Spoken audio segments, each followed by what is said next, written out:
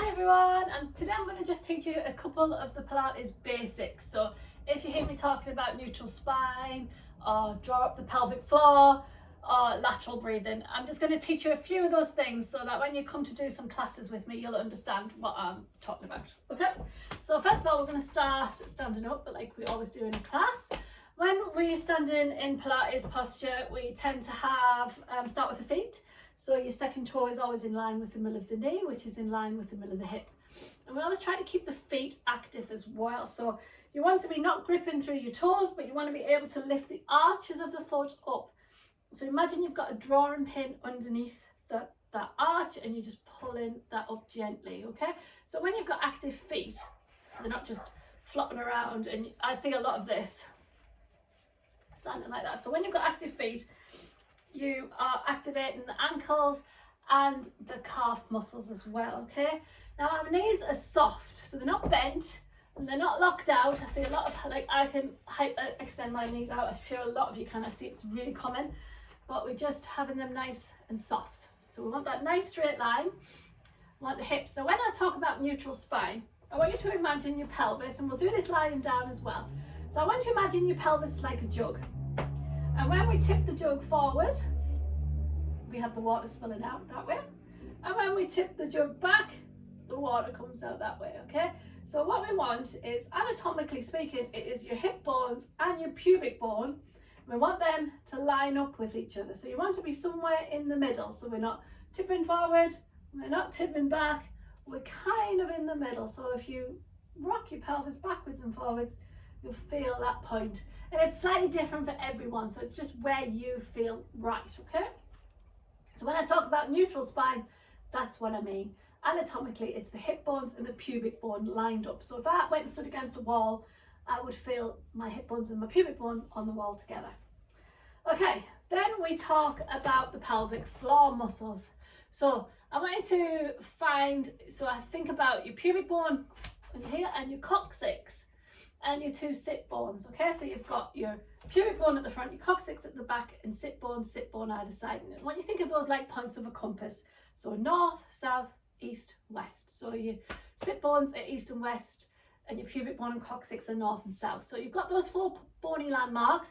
We're going to take a deep breath in, and as you exhale, I just want you to try and draw those bony landmarks together. So think about your hip, your sit bones pulling together, and your pubic bone and coccyx, and you should feel like a kind of light lifting sensation from down here.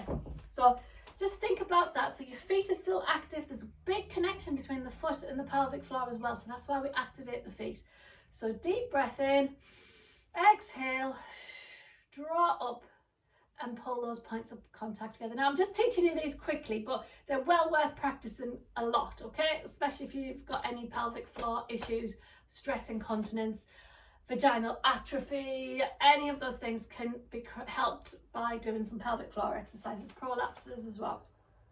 Okay, now we're going to draw in. Now we're going to think about the tummy button. So I just want you to, so you've got your pelvic floor switched on slightly, you've got those 4 points of contact pulling in, and then we're going to just take another deep breath in, and as you exhale, just draw your belly button in and pull up through the center all together. So draw the belly button in. Now we're not jamming it in towards your spine, we're just drawing it in gently. You should feel some fibers switching on through the center. And again, you might feel this more when we lie down, so that's what we're going to do as well. So that's your transverse abdominis muscle that we've just activated there. So that's your natural corset. So this muscle runs right around the center. It's a deep, deep layer muscle, and it sits underneath the rectus abdominis. So if we're going to start building core strength, we want that core, those deep core muscles to be working and doing their job, okay? So this one's a good one to get, because this is what creates that natural corset and will help us flatten our abs. So we're going to just try all that together. So deep breath in. As you exhale, draw your belly button in, pull up those 4 points of contact, and just relax, hold it there. So you should feel something happening around here.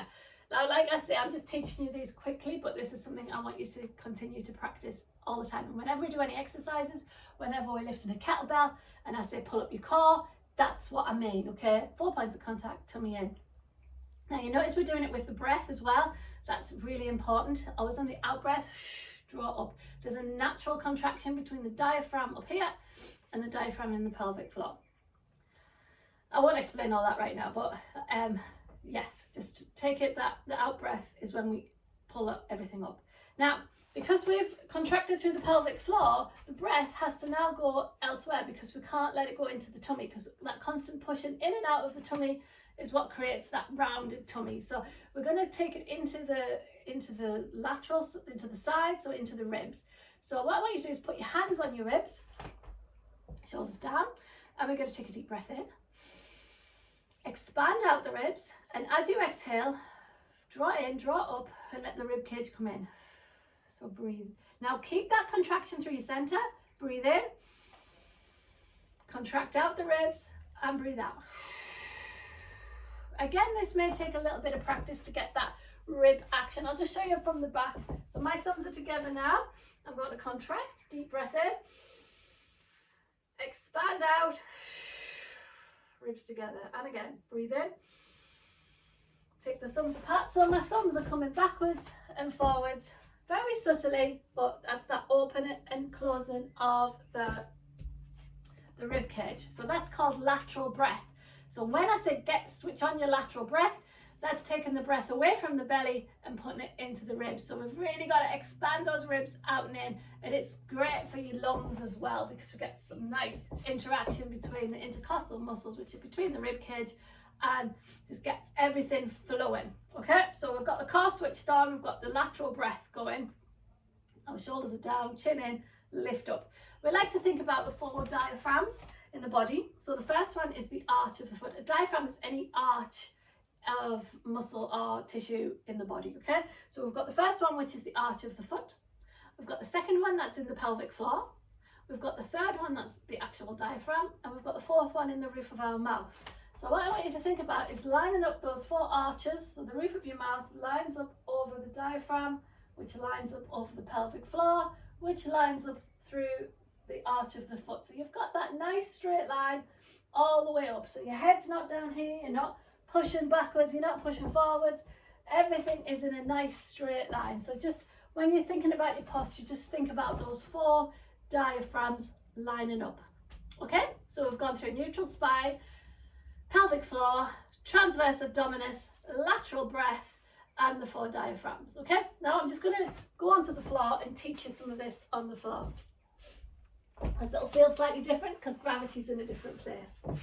So whenever we're doing any floor exercises in Pilates, we are in a nice neutral spine. So when I say get into neutral spine, we want the toes lining up with the knees lining up with the hips again. We're going to rock the pelvis backwards and forwards and find that point where the hip bone and the pubic bone line up. So you should still be able to get your hand underneath your back, okay? So what I like to do is imagine that you've got a little beetle or something under your back and you're not flattening down, okay? So we want those spinal extensor muscles to be working. And we take a deep breath in. As you exhale, draw up through the pelvic floor, those 4 points of contact. The transverse abdominis, the belly button pulls in, and we've got that lateral breathing going on down here. Now it might take a little bit of a while. I don't expect you to understand or know or be able to do this within 3 weeks. Takes a long time to master, okay? So people who are beginners always say, I can do the moves, but I can't get the breath. The breath's one of the hardest things to do, and until you get the breath, you can't do the moves, if that makes sense. So it's always good, and even if you've been practicing for ages, it's always good to come back to the basics, to just get this neutral spine, work in neutral. We'll always try to work from a neutral spine. So whatever we're doing, whether the arms are moving, whether the legs are moving, we'll always have that little bit of arch in the back. Imagine that beetle or a drawing pin under there. When you lift the leg, we'll have the glass on the tummy, so the tummy's not doming out. We've got that lateral breath working. So that's the whole thing about core strength. Core strength is the ability to keep everything nice and still in the center and hold it tight while the arms and the legs are flying around and the world is getting in your way. Your core stays nice and strong. Okay, so that's just a little brief thing, and normally I would do a 2-hour workshop on this, but that's just a little brief example of it, and as we go through the videos you'll learn to understand it more. Okay, any questions, just shout. Bye.